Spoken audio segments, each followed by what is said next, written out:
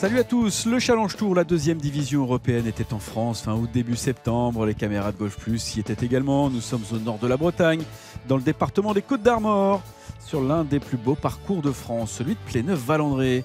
Parcours de championnat cette semaine, et parcours qui accueille le reste de l'année les joueurs qui veulent y jouer, bien évidemment. C'est un parcours qui fait partie de la chaîne Blue Green, et c'est la 10e édition déjà de ce tournoi du Challenge Tour.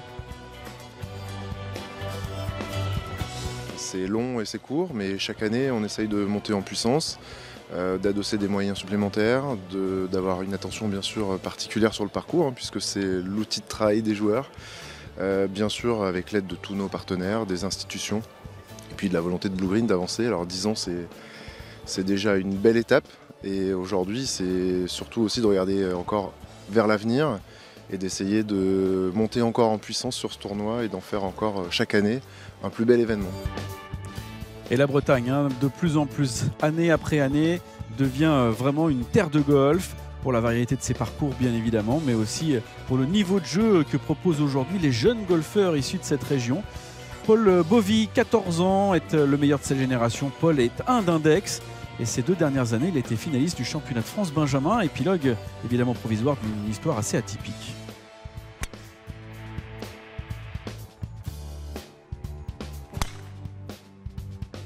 Mon père jouait un peu au golf et puis il a arrêté pendant 10 ans.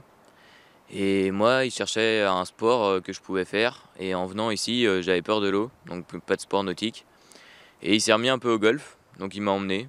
Et puis j'avais 5 ans et demi. Et puis ça m'a plu directement. Donc voilà, on a passé nos vacances, j'ai pris des cours ici. Et en revenant dans la région parisienne, par contre, je voulais pas du tout jouer. Et je voulais jouer que ici. Donc après, voilà, on a passé quelques années et on voulait quitter la région parisienne. On est venu s'installer ici et j'ai pris le golf comme un sport principal. Et je faisais un peu de rugby en parallèle et j'ai arrêté et maintenant je fais que du golf. Et derrière la réussite de Paul Bovy, qui ce week-end faisait une pige de cadet aux côtés du Chilien Tullio, derrière cette réussite se cache aussi l'ambition d'une région, d'une ligne très présente au chevet de ces jeunes joueurs. L'aide qu'on a apportée avait été un peu initiée à l'origine par Michael Maheo, qui avait été notre conseiller technique fédéral avant qu'il parte à Paris. Et en abandonnant cette culture de club performance pour aller vers l'aide du jeune dans le club avec un entraînement individualisé. Et moi, ce que j'ai apporté en plus, c'est leur demander à chacun de faire un vrai projet sportif personnel dans lequel tout doit être rédigé sur pourquoi il en est là, quels sont les moyens qu'il veut se mettre en cours de l'année, et son programme sportif et son programme de compétition. Sauf que tout ça, effectivement, c'est un coût important, y compris au niveau du personnel. Et ce coup, seul un mécène peut le supporter, un homme passionné. Serge Cordon est le trait d'union entre l'avenir de la Ligue et celui du tournoi, sponsor principal de l'épreuve du Challenge Tour. C'est encore son entreprise Cordon Électronique qui met les mains dans le cambouis quand il s'agit d'aider les jeunes Bretons à progresser. Cette aide, c'est en fait de mon expérience de jeunes footballeurs au foot, le jeu collectif. Il y a des écoles de football. Après l'expérience du team qui a bien marché sur le plan sportif, j'ai vu cette expérience, donc j'ai préféré maintenant m'investir sur la jeunesse pour arriver avec eux sur un team peut-être par la suite. On n'en sait rien, mais sortir des jeunes, les connaître d'abord et faire un peu comme dans le football que j'ai bien connu. Alors concrètement, ces jeunes sont aidés dans tous les compartiments, techniques, physiques, mentaux. C'est aussi par des spécialistes reconnus. Exemple la semaine précédente, le Cordon Golf Open, Christian Sévère, spécialiste incontesté du petit jeu, est venu passer 2 jours avec les jeunes Bretons.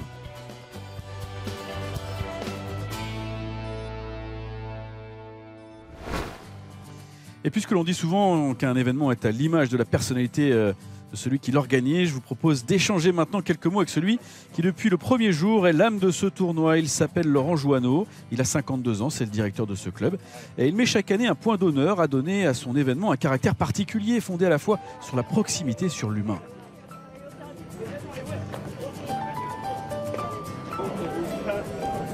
C'est une volonté de notre part, de moi mais aussi de Blue Green, qui est le promoteur de l'événement, c'est de on va dire, de montrer le golf sur tous ses aspects.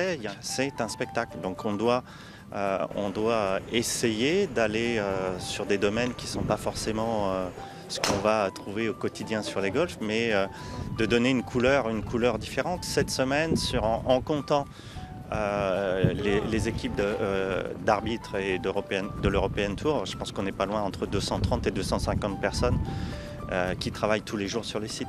Si je regarde à côté de nous les clubs de foot professionnels, bon, vous avez Guingamp, vous avez le Stade Rennais, et donc on regarde la manière dont ils fonctionnent avec des moyens qui sont différents des nôtres, mais on apprend beaucoup en regardant ça. Puis on picore des petites choses à droite à gauche. Et puis Laurent, c'est la 3e année que vous avez à vos côtés un monsieur qui s'appelle Serge Cordon, qui est évidemment un soutien financier important, mais qui est beaucoup plus que ça. Totalement, c'est-à-dire que ce n'est pas simplement le partenaire titre. Il s'engage totalement dans l'organisation du golf. Il est un relais en termes de réseau. Il est également un relais en termes fonctionnels, opérationnels sur le tournoi. Donc pour moi, c'est déjà une belle rencontre humainement, et c'est une implication de tous les instants pour que le tournoi se passe bien. Il est véritablement à nos côtés. Et la passion de Laurent Joanneau pour le sport saute aux yeux. On ne peut plus clairement à l'occasion du Pro-Am. Présent en club en main ce mercredi à Pléneuf, entre autres, le handballeur Olivier Giraud, le rugbyman également Richard Dourte et le footballeur Antoine Comboiré, venu en voisin puisqu'il entraîne Guingamp. Avant de passer à la première journée, on jette un coup d'œil sur ce parcours de Pléneuf-Valandré, un parcours avant tout scénique, mais qui puise sa difficulté dans les conditions météo. Il est plutôt court, 5900 mètres, mais attention aux mises en jeu. Et les zones de réception sont assez étroites, surtout quand le vent s'en mêle. Et ici, forcément, il y a souvent du vent.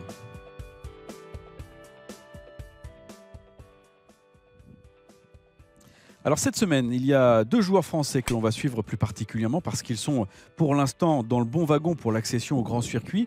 On les retrouvera un petit peu plus tard. Il s'agit d'Adrien Sadier et de Robincio Siegritz. Mais pour l'heure, intéressons-nous au premier tour. Un premier tour qui aura duré pas moins de 30 heures. Un tour très perturbé par la pluie et dont vont sortir en tête 2 joueurs qui tous deux ont joué sur 2 jours. Le Chilien Nico Geiger, 31 ans, qui dispute sa 3e saison sur le Challenge Tour. Et le vétéran islandais Birgir Hafþórsson. Ils ramènent tous les deux la même carte, celle de -7, avant de s'élancer quasi instantanément pour leur 2e jour.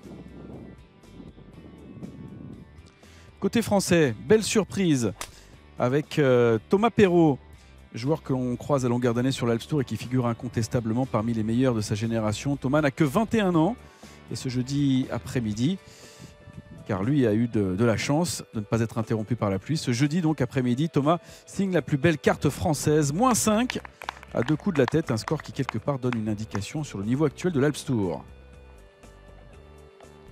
Je pense que de toute façon, les niveaux entre tous les tours, que ce soit entre le Challenge Tour et l'European Tour ou l'Alps Tour et le Challenge Tour, c'est en train vraiment de se resserrer. Ça joue bien sur tous les tours, donc quelqu'un qui joue bien sur l'Alps Tour, il peut performer un peu partout. Donc ouais, c'est serré. Derrière lui, à un coup, prennent place 2 autres Français, le surprenant Jules Coupade du club messin de la Grange aux Ormes et le joueur du Racing Club de France, Olivier Rosner, surpris lui-même de sa carte de -4. Je suis très content, ça fait un mois que je n'avais pas fait de tournoi, donc voilà, là, je ne savais pas trop où j'en étais. Voilà, c'est un très bon premier tour, c'est un parcours que je commence à bien connaître maintenant parce que ça fait 4 ans que je viens ici. Donc voilà, je suis très content de ma première journée. Et voilà donc le classement après ce premier tour qui a donc été extrêmement perturbé, vous l'aurez compris. Et un leaderboard qui est extrêmement resserré avec pas mal de Français qui sont très bien placés.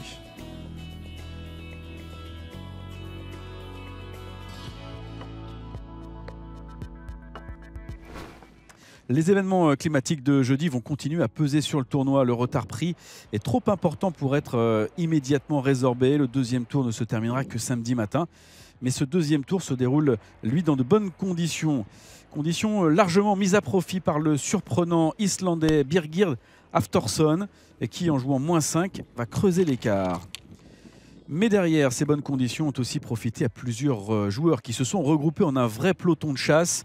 Le premier, c'est un petit Écossais au backswing ultra raccourci, Ross Kellett, L'Écosse est son pays et donc le vent est plutôt son allié. Et Ross fait partie de ceux qui aujourd'hui ont largement profité donc, de ces conditions météo. Carte de -6 à -7 au total. Ce vendredi, il s'est hissé parmi les favoris. Alors on le voit ici rentrer un magnifique putt. Belle performance donc de l'Écossais Ross Kellett. Oui, c'est vrai. Je suppose que le fait de jouer dans le vent, d'être habitué, ça m'a aidé aujourd'hui. C'est vraiment super de jouer dans des conditions comme ça. Je l'ai fait pas mal de fois, évidemment, dans ma vie. Donc, je me sens bien. Je me sens bien dans le vent. C'est tout simplement un jour un peu normal pour moi. Depuis quelques semaines, il se dégage d'Adrien Sadier. Cette impression que rien ne va l'arrêter dans son objectif de récupérer sa place sur le circuit européen. Il a frôlé la victoire la semaine précédente en terminant 2e en Suisse après avoir perdu en play-off. Hier, Adrien avait été chassé par la pluie après 9 trous. Il était à +1. Et après 27 trous de ce vendredi, il est à -6, proche de son objectif. Car dès la fin de semaine, Adrien pourrait être certain d'obtenir sa carte au niveau supérieur en terminant 2e de ce tournoi.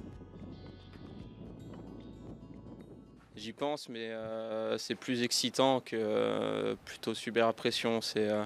C'est un bon challenge pour moi sur chaque tournoi parce que je sais que si je fais une bonne semaine, ce sera fait. Donc ça me motive plus qu'autre chose et j'ai déjà hâte de jouer ce week-end. Est-ce que ça amène à jouer différemment, à prendre plus ou moins de risques? Je ne sais pas. Non, après je reste focus sur mon plan de jeu, j'ai ma stratégie, rien n'a été différent aujourd'hui et je reste concentré sur ce que je dois faire. Alors on va refaire le point donc sur le classement après 2 tours et toujours Hafthorson qui est en tête, l'Islandais, 2 petits coups d'avance sur Blomstrand. Mais là encore une fois, vous voyez, c'est extrêmement serré. On a quand même beaucoup de joueurs dans ce top 10 qui sont encore en capacité de l'emporter.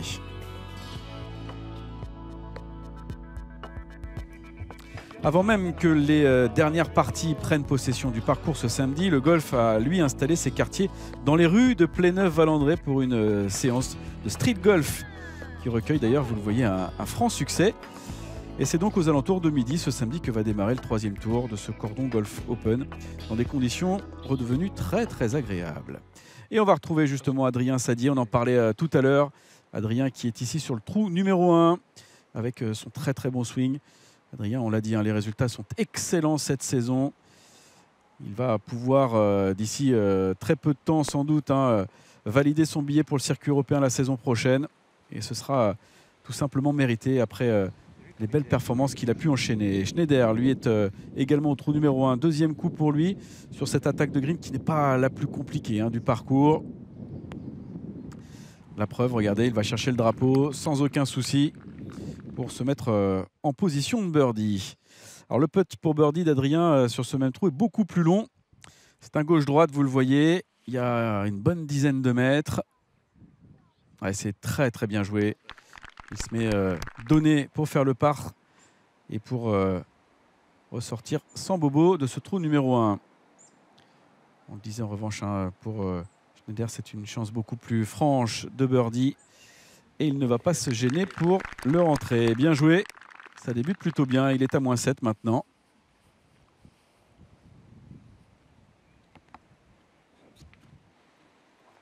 Allez, on retrouve Adrien. Voilà, tout petit putt pour le par. On l'a dit, aucun problème pour lui pour rester à -6.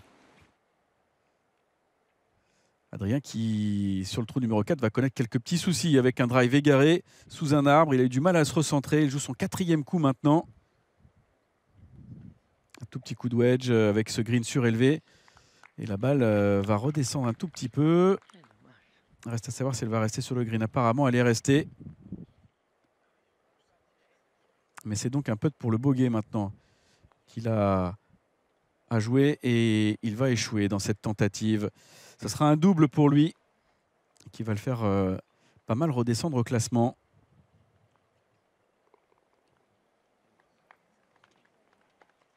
Ah, dommage. Dommage pour Adrien de connaître une petite mésaventure là au début de son parcours. Ford, le joueur anglais, 2e coup depuis le rough du 4, complètement à gauche. Et ça, c'est très embarqué, une nouvelle fois à gauche. Ce sera sans doute dans le bunker. Oui, voilà, le bunker, effectivement. Et la sortie, on va la suivre dans l'enchaînement pour voir où il va réussir à se positionner sur le green.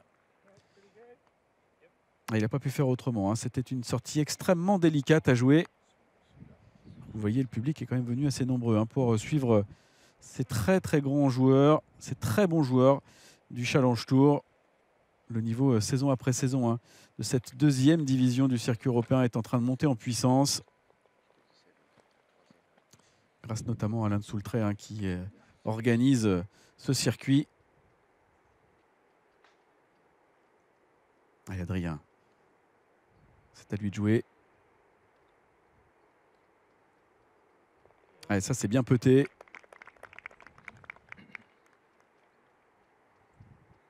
Il a quand même le visage un peu fermé, hein, malgré tout. Parce que c'est vrai que sur le trou précédent, il a abandonné quelques points qui pourraient lui servir en fin de journée. Et pour l'issue de ce tournoi. Ah, vous avez vu les conditions, elles sont magnifiques, hein. Superbe ici, dans ce petit coin de Bretagne. Absolument splendide. Afterson, l'Islandais, qui se met à hauteur du drapeau sur le trou numéro 2. Ce qui va lui donner donc une position de birdie. Lui qui est déjà à -12 aux avant-postes et qui, pour l'instant, continue sur sa lancée dès le début de ce troisième tour. Allez, un petit droite-gauche, bien négocié, c'est parfait. Il y avait tout. Il y avait la vitesse, il y avait la pente. Et ça finit au fond du trou pour -13.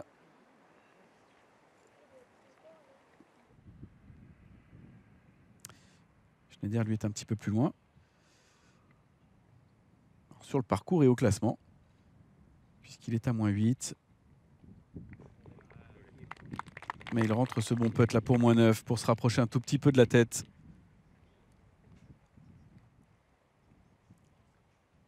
Et dans cette même partie, on va retrouver Adrien Sadier. Ouais, il a l'occasion là d'effacer son double bogey en rentrant ce putt pour birdie. Ce qu'il va faire bien sûr parce que c'était un tout petit putt. Et le voilà de nouveau à -6.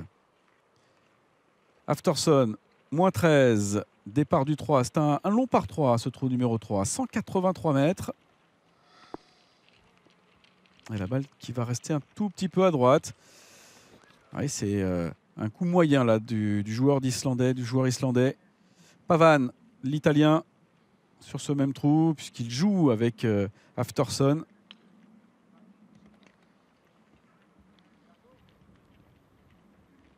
Ah, une balle qui prend la direction du drapeau. Ça, c'est magnifique. Superbe coup, signé Pavan, qui se met vraiment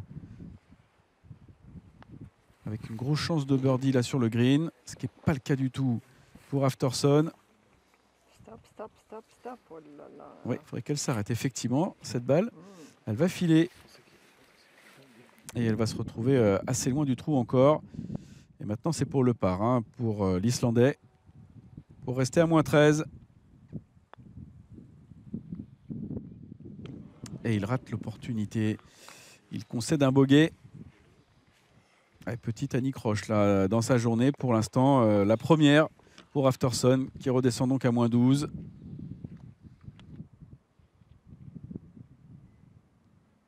Pour Pavan, ça sent le birdie.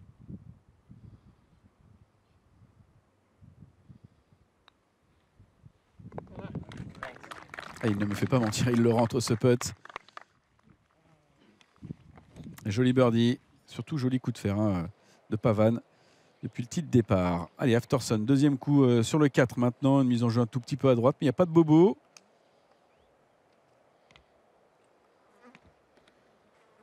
Un très bon swing, hein, d'Afterson. Vous avez pu vous en rendre compte sur ce plan-là. Et ça sera bien loin derrière en revanche. Là, attention au long putt.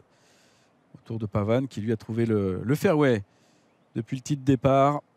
Bien placé pour aller chercher le drapeau.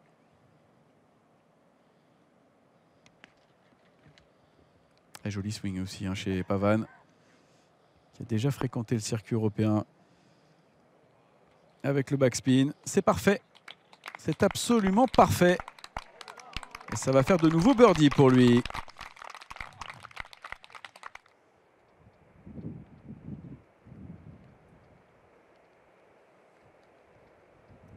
rester donc avec cette équipe ici, hein, au 4, Afterson. Et ça va glisser maintenant. Ça va descendre vers le trou. Et ça va rester un peu court. Il se met un peu sous pression là, l'Islandais. Écadillé par sa chair est tendre pour cette semaine.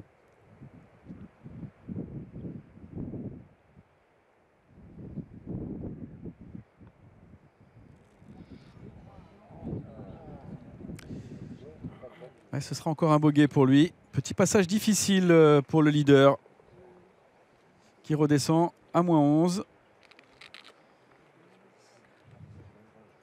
Alors que pour Pavan, c'est tout l'inverse, hein. Il est en chauffe. Il a fait birdie sur le trou précédent et il nous fait encore un birdie ici. 2 d'affilée pour se retrouver à -9. Ah, il a lancé la cavalerie là.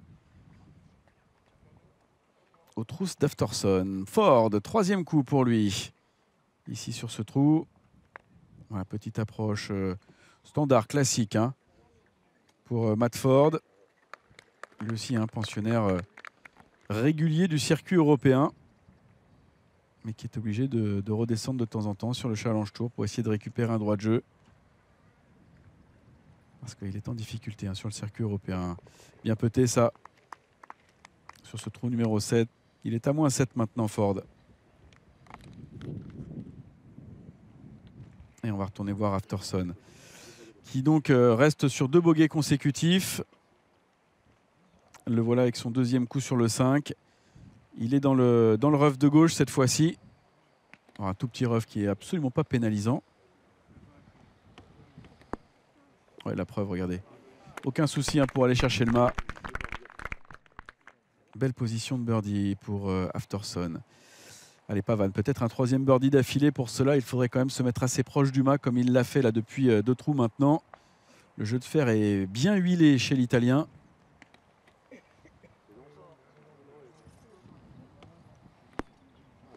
Et ben voilà, qui est fait encore une fois. Qu'est-ce qu'il joue bien là depuis 2-3 trous. Pavan, c'est assez incroyable. Et on va voir justement s'il va une nouvelle fois réussir à bonifier son bon coup de fer en rentrant ce putt. C'est donc pour un 3e birdie d'affilée.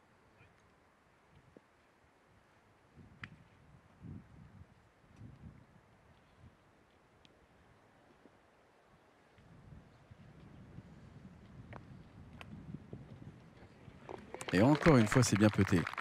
Parfait. Tout lui réussit pour l'instant. Il est à -10. Et Afterson, il a l'occasion là d'effacer un de ses bogeys concédés sur les 2 trous précédents en rentrant ce putt pour le birdie.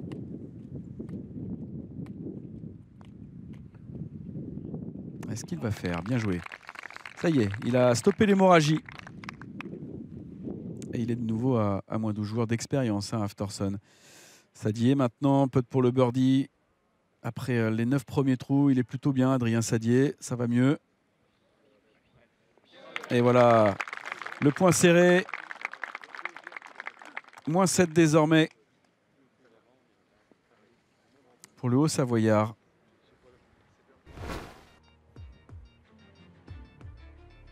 À surveiller aussi un joueur qui se trouve devant. Après 11 trous, le Finlandais Oliver Lindell joue -4 sur la journée. Il est -9 au total à 3 coups de la tête.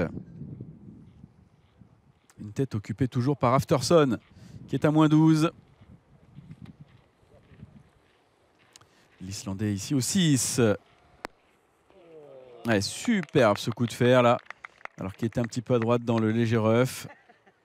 La balle n'a pas bougé, elle est restée bloquée au premier rebond sur le green. Il putt pour birdie. Il y a 1,80 m, pas plus, pour Afterson, pour augmenter son avance au classement.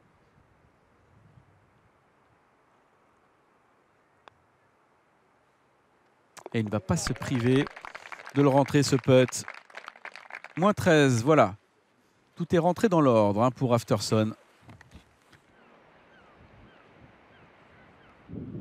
Une légère brise, comme vous pouvez le voir.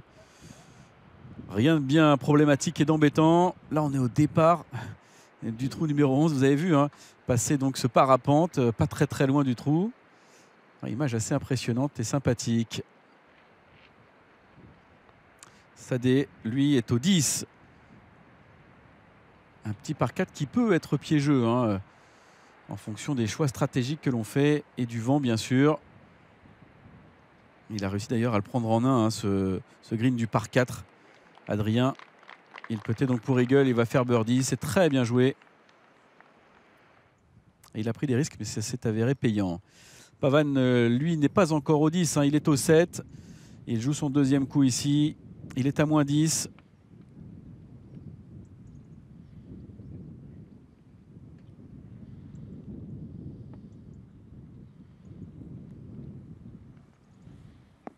Un petit peu à droite, ça va revenir. Bon, elle va rester en contrebas du green, mais c'est pas trop gênant normalement, hein, l'endroit où il se trouve. Deuxième coup aussi sur ce même trou pour Afterson.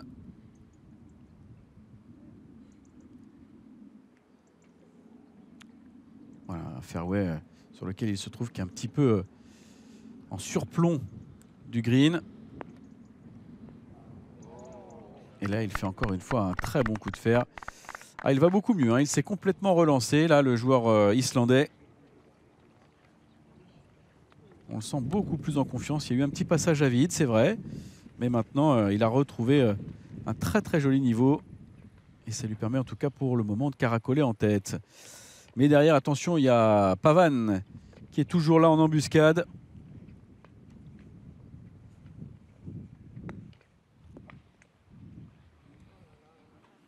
Et qui a cette petite approche qui va rester très courte. Ça, c'est pas bien joué. Parce que vraiment, c'était pas l'approche la plus compliquée du monde. Résultat maintenant sur ce par 5. Il est relativement loin pour birdie alors qu'il était bord de green après 2 coups. Mais bon, heureusement, il s'appuie sur un putting très efficace, le joueur italien. Très, très efficace. Voilà, ça fait moins 11. Bravo.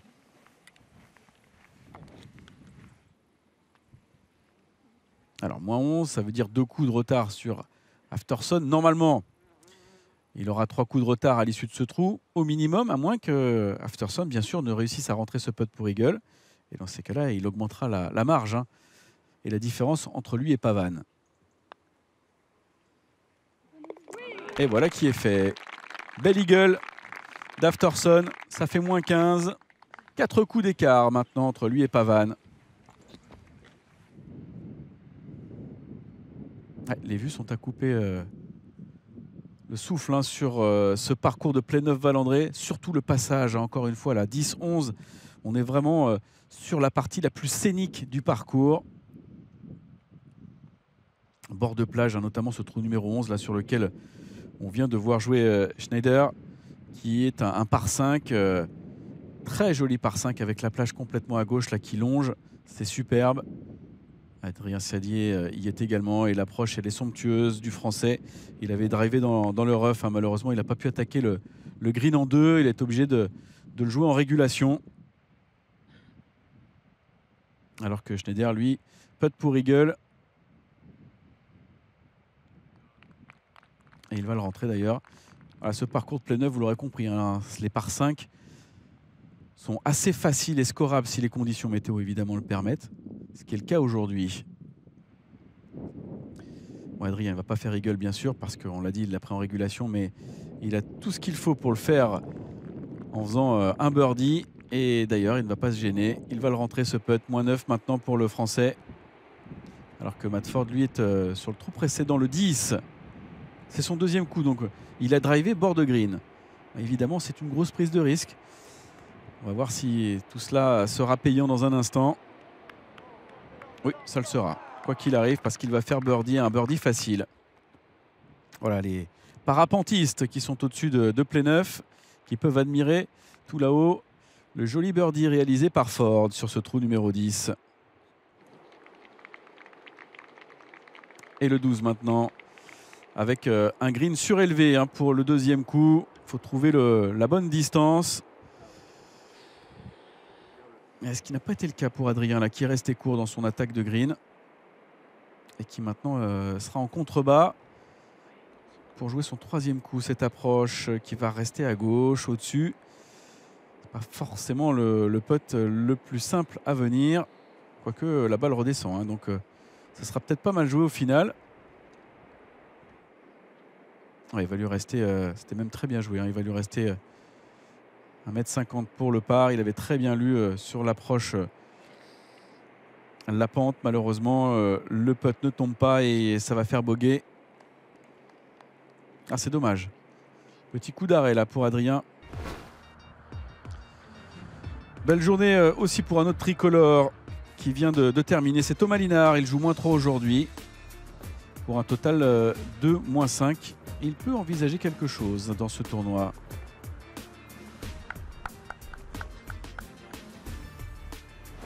Bravo Thomas en tout cas. Allez, on va retourner voir nous notre leader. Il s'agit de Birgir Aftorsson qui est ici au 10. Lui aussi, hein, il a décidé de driver le green du 10. Il joue son deuxième coup, petite approche. Ah, c'est magnifique ça. Qu'est-ce que c'est bien joué ça, superbe. Et un birdie très facile. Ouais, on voit bien hein, depuis la tente d'hospitalité là qui est placée non loin de ce trou. Ce très beau spectacle et la performance d'Aftorsson qui passe à -16. Ça se creuse en tête, l'écart se creuse.